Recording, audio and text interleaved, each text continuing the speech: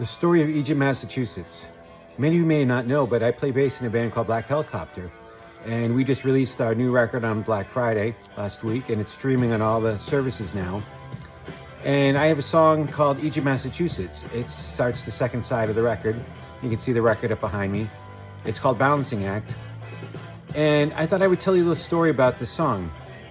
And at the time, I had just transitioned out of like working regular corporate world and into this holistic medicine world. And in order to keep things going, I drove Lyft and Uber. And I can't tell you how many magical rides I had with people. I should write a whole book about being the Lyft light worker. But anyways, this one day I went down to Scituate, Massachusetts. And there was a locality in Scituate that I didn't know called Egypt. I pulled down and I saw this old post office that it turned into like a five and dime kind of store. And it was really painted really cool with red, and across the top said Egypt, Massachusetts. And I was like, whoa, Egypt, Massachusetts. So anyways, I proceeded on to do the ride. And when I got to the place, it wasn't the name that I thought it was going to be. It was her brother-in-law. And it turns out that his dad had just passed away on Father's Day. And he was a Green Beret, and he had a bunch of, he believed in having weapons everywhere. So he had some of his weapons with him. And he put it in the car, and then he hopped in, and he proceeded to tell me a story about the anger that he has in his life.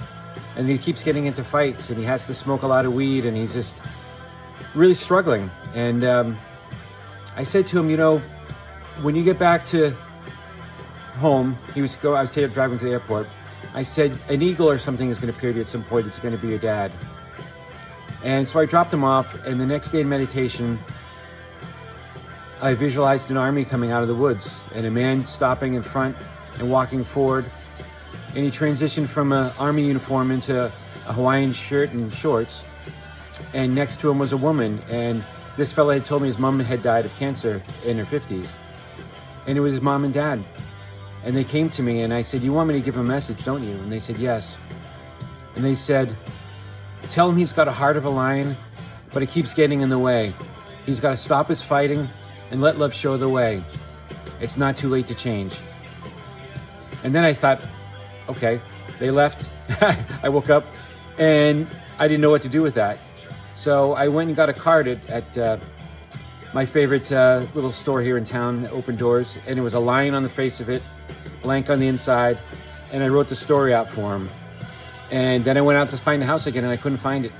I tried for weeks to find this house, and I couldn't find it.